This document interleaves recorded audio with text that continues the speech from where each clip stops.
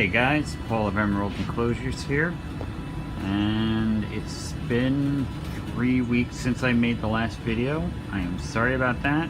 Work is not getting any slower and it has just continued to speed up. So I'm not going to promise I'm going to be able to make consistent videos anymore, but I will be trying my best to make updates a little bit sooner than I have. Anyway, so let's get to what's changed so far since the last video, which is right here, the Aquaponic Tank that I made. As you can see, it's completed. I think I showed you guys it when I was starting. Let me just explain how it works. The bottom layer of this is a soil layer, and it has worms. Let me see. Ah, there they are. But I'm trying to still figure out the best way of feeding them, but I think what I might do is take my normal food that I make for them and maybe try and process it into like some sort of sinking pellet, whatever kind of form, and maybe I'll just try and feed them like that, or I could just keep going with leaves like I have been. Above the soil layer is a rock layer of Complete, which helps to further fertilize the water. Above that is egg crate held up by PVC pipe and tie wraps. Clay pebble on top of that, just so that this egg crate doesn't float away again. Although most of the air bubbles have disappeared. Under here is an air stone connected to this tubing, just for extra oxygenation,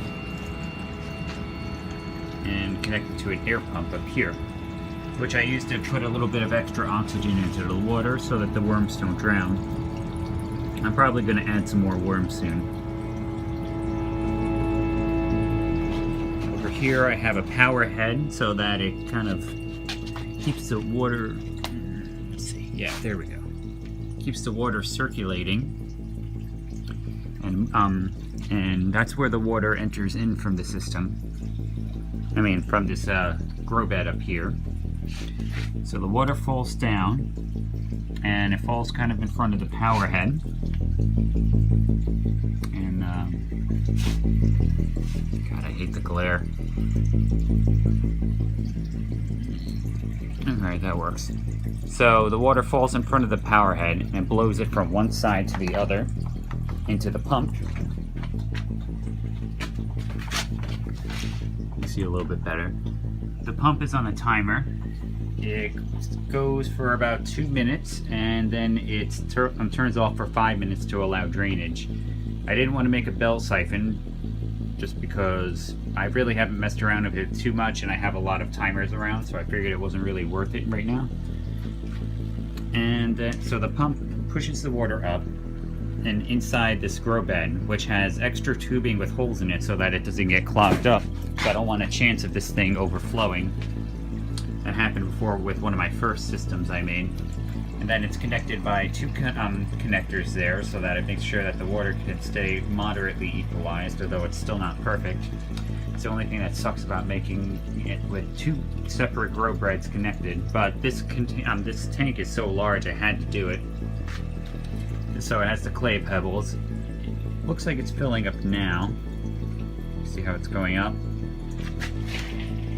As I said, the pump will stay on for 2 minutes, move up, and then it'll drain back down for 5 minutes. That makes it so that any plants here that would usually be kept in only, oh wow, this really came back. This looks like this fern looked like a piece of junk before.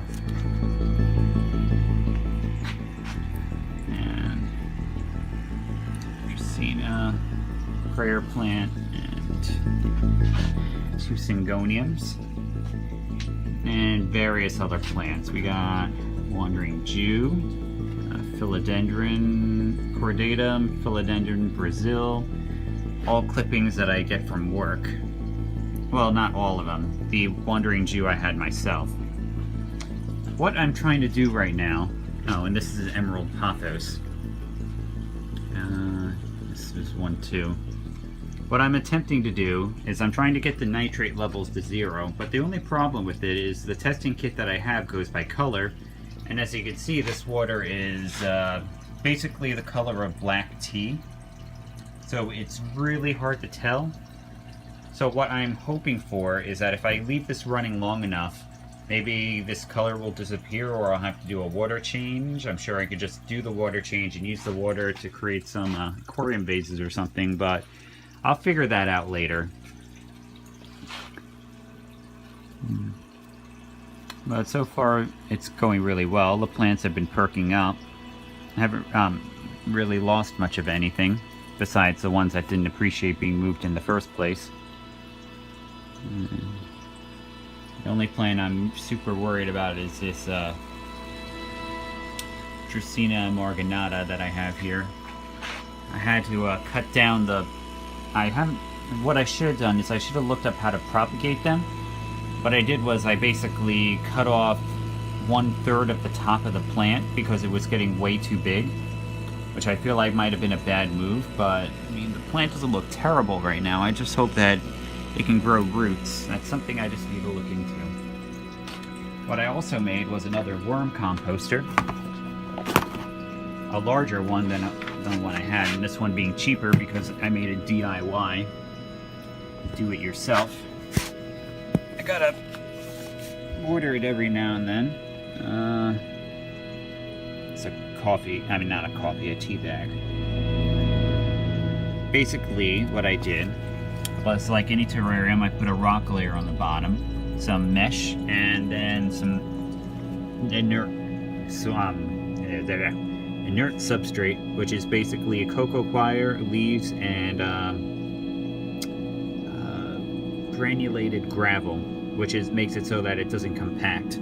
Then I just put in the worms and this newspaper above it so that it stays moist. Along with the worms, though, I inoculated it with a handful of my other composters' compost, because soil ecology is a thing, and you have to start it off right. And then I added some extra tropical springtails just to make sure that the breakdown keeps running smoothly, and so that fungus doesn't start growing, which was the only thing I was really concerned about, because after I made this inert substrate, it started to smell a little bit. But I'm starting to think that that's pretty normal, because that's what happened last time I made it. Although I added ventilation on the top. The last time I did it, fungus gnats started to grow in it and it was a mess. So, at least with this little bit of ventilation, it didn't get too bad before the worms actually showed up. I plan on making more of these as time goes on, and yeah, that's my new design for worm composters. I'll probably get some more shelves like this, and then I'll just set them all up on their own separate shelves and then just stack them. Over here I have a new experiment going, and looks like I might have to put this on a timer too, but that's not going to be that big of a deal. Basically what I'm trying to do here is create aquaponic systems without fish. What, I'm not sure if this is a term yet, but a vemiponic system. So, because I'll be able to cut out the fish, I'll be able to stack these things easier and more efficiently. So what I'm going to basically do on the bottom here is the same thing that I did over there. I'm going to take, put the soil layer, and then an Eco-Complete gravel layer. And I'm just going to run this pump. The water, this is only a test. This is with also tap water because I didn't want to waste any good water. Runs up the bottom and through, goes through this tube here that has holes so that it doesn't clog up. And then the water moves from one side to the other through this tube, which has a bunch of holes also, so it doesn't clog up either. And the water falls back down into the system with the worms, which I'm going to have a little plate underneath it so that it doesn't disrupt the substrate layer. And as I said before, the water's starting to run down a little bit. I'm guessing the water moves up into this top broach. This is where the clay pebbles are going to be, by the way. the water moves into here faster than it drains, but it's pretty close. If I just had a timer on, maybe I can set them all up so that it runs like this. It turns off for like a minute or so. It wouldn't be that big of a deal. I'm still just working out the design. Maybe I can reach a point where I won't need a timer, but got tons of timers, as I said, so it's not that bad. See, it's already reached a point where the water stopped moving in, so I'm just going to plug this back in. Doing this one-handed is pain. There we go. And now it's going to start moving up again. I just want it to reach a point where the water drains at the same speed that it falls back down. I should have really got a separate, different sized coupling, one that was slightly bigger. I would have probably solved everything. But this is why this is only a test, so I can figure these things out ahead of time. So what I'm going to try and do is have 1, 2, 3, 4, 5, 6 of them all going. This is a new light that I got. It's a legitimate fluorescent glow light. Did I even plug this thing in? Yeah, I'll show you. It's a, I think it was called a T5. It's one of those, well, just like the light bulbs that I use for everything else. It's a legitimate grow light. It has a full spectrum, 6500 Kelvin. Oop. Should be good, really good for growing plants. I mean, that's what it's marketed as. It's a little bit dull in my opinion, but I'll just see how the plants do. It takes a second to build up. That's why it's making that sound. Hopefully with the clay pebbles the sound goes away. Otherwise I'll figure out a way to muffle it.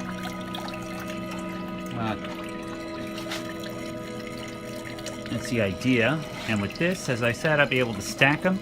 And I gave it enough room here so that I can still grow some tall plants if I needed to.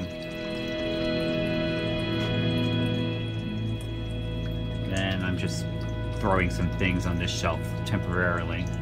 And these are some of my test plants. These are some plants that we were going to throw out at work, so I wanted to try and use them instead. I'm pretty sure I showed these before, but they were inside a 10-gallon tank with a very little bit of water, so I finally moved them into these aquarium vases. These are peace lilies here and anthuriums here. Some of them are doing better than others. Some of them have black roots. Need to cut those a little bit. Otherwise, some of them are actually doing really well. It just really varies from plant to plant. I think I will be ready to sell these aquarium vases very, very soon. I just need to address some of the issues I've been having and maybe test out a little bit more with completely closed systems just to see what happens. These two tests with the hypoestis seeds never grew. So what I'm planning on doing is just opening them up and putting new seeds. All my other aquarium bottle gardens are still doing very well. This is actually the first one I ever made. This is one that Chris made. Got some algae in there, and that's not algae, that's spider mites. That's not good. Well, luckily they can't get out anyway. And it's just some other junk. And a Serpivarium succulent. Oh, speaking of which, now you see this. This is a closed bottle garden I made with a Serpivarium succulent. And so far I have had extreme luck with this. It's been closed now for 3 weeks straight. And as you can see, the Serpivarium succulent is also growing roots. Like, a lot of roots. Like, it seems to be doing pretty well in there. And that skinny stalk in the middle is also growing roots. It's not as easy to see, but you can see it a little bit. Yeah. I'm gonna leave it for now. I'm not sure how fast they propagate, but it's pretty cool to me that I can make a like, I don't know how long it's gonna last, but I'm gonna wait to see how long it'll go for without being opened up or anything like that. What I've been able to do is, I don't know. Like, I feel like it would be doing well even if I didn't have the light set up as I did, so that it kind of stays dry on one side and wet on the other. I have to rework this lighting, but I feel like because of the nature of the vermicompost inside of it, it'll probably... I really don't think it needs to dry out. I don't know, it's just something I have to test, but so far I've been having a lot of luck with this thing. And I'm going to continue to keep it closed and see how well it does in the long run.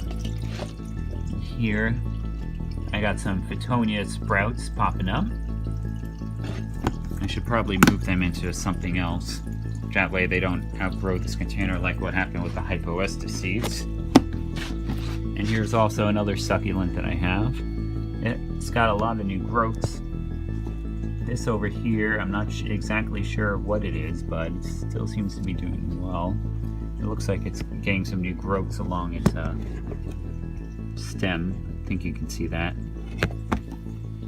I really need to identify that plant. Here's my, I'm not sure what that is. That's a weed, definitely. But I also have some Selaginella growing in here.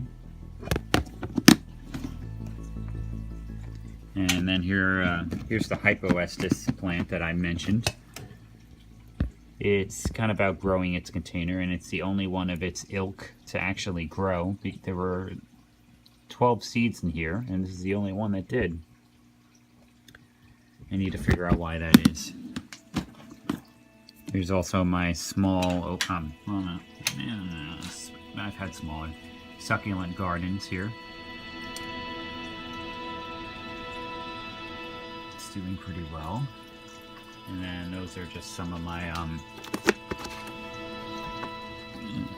I need to just throw away this entire thing. Spider mites. Let's put that on the side for a second. And then there's also just the moss that I've been trying to grow. I've got some interesting growth out of the top. I'm not sure what it is exactly, but it's pretty cool. And it seems to be popping up in a lot of my containers. And that's a weed that I've been cultivating, that big thing right there, for I'd have to say 5 months. And then there's some sphagnum moss in here. And then some weeds. I don't know exactly which ones, but I need to start using these in eternal bottle gardens. In terms of what's going on up here, the rotala that I've been cultivating seems to be doing extremely well. I mean, you can see all those roots just jetting out from the sides. I could probably cut off any of those stalks and then replant them. I'm thinking about creating a beta tank, so I might put them in there. And this Wandering Jew bottle garden is also doing very well for itself. And this closed aquarium, well, mostly closed, I'll still feed it every now and then because I want to cultivate those snails, is doing well. And one of the really cool things that I have going on right here, anyone who watches my Instagram knows about how excited I am about this. My water culture orchids have begun to make what do you call it? Flower stalks. See right there. There's one, and there's another one underneath there, and then there was one in the back. So right now it has 3 flower stalks. So another point for horticulture orchids. And then the same thing for the others. That one has at least 2 going on right now. One there, and I don't want to scare Charlotte because I have a spider living in this orchid right here, and I want to startle her. She's been a pretty good gnat collector. And then Just new roots in this one. It doesn't look like there's any new flower stalks. And just new roots here also, and a new flower on top. I need to remember to water this plant here. It's Chris's. But speaking of Chris's plants, what I also have right here is one of Chris's experiments with the same type of gel that NASA uses to grow plants in zero gravity.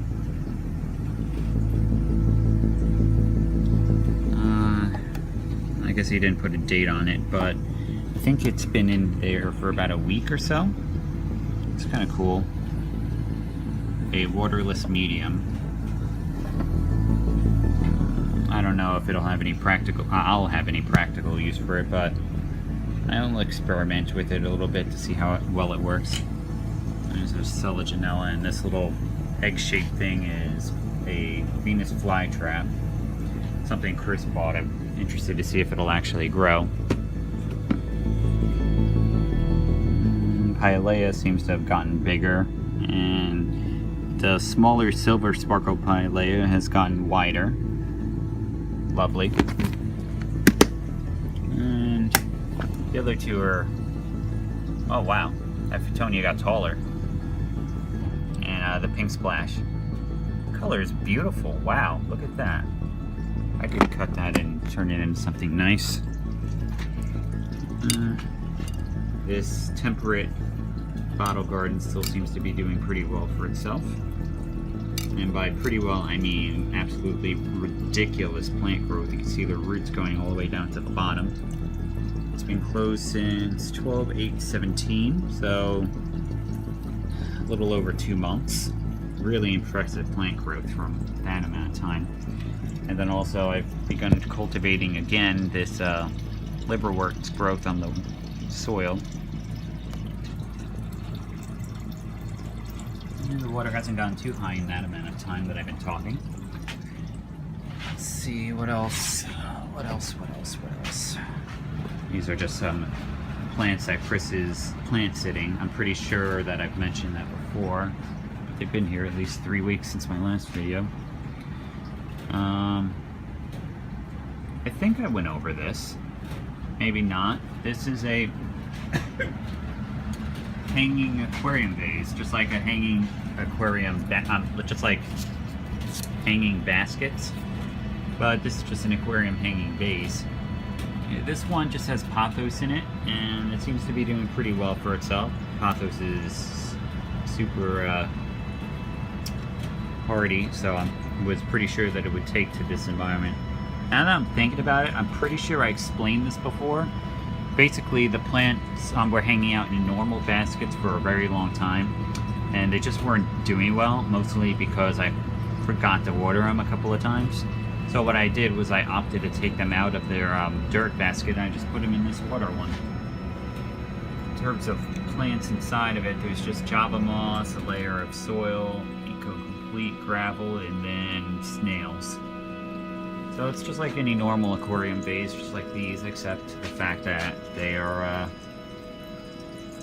that growth is really nice actually.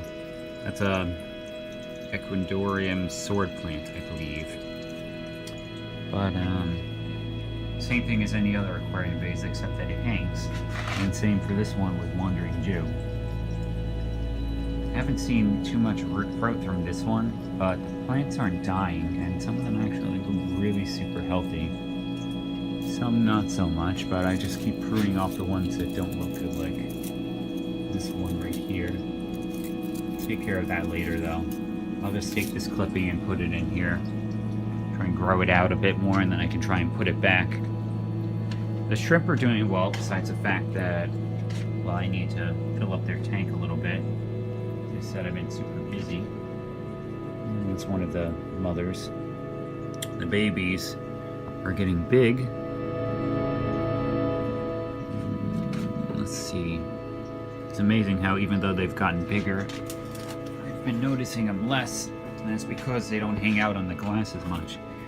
They become heavy enough that they actually have to skulk around on the bottom, like the adults, because they're too heavy just to hang on the glass. That was one.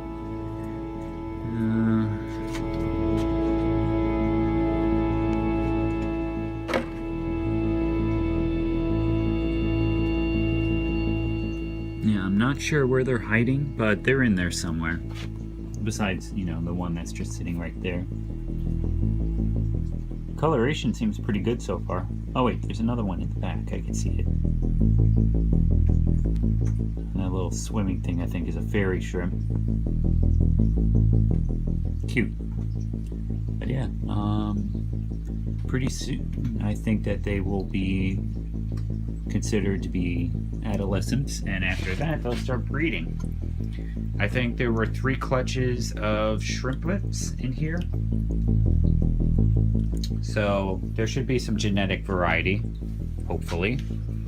I'm probably going to order a couple of more just to diversify the genetics, because I don't want too much inbreeding between them.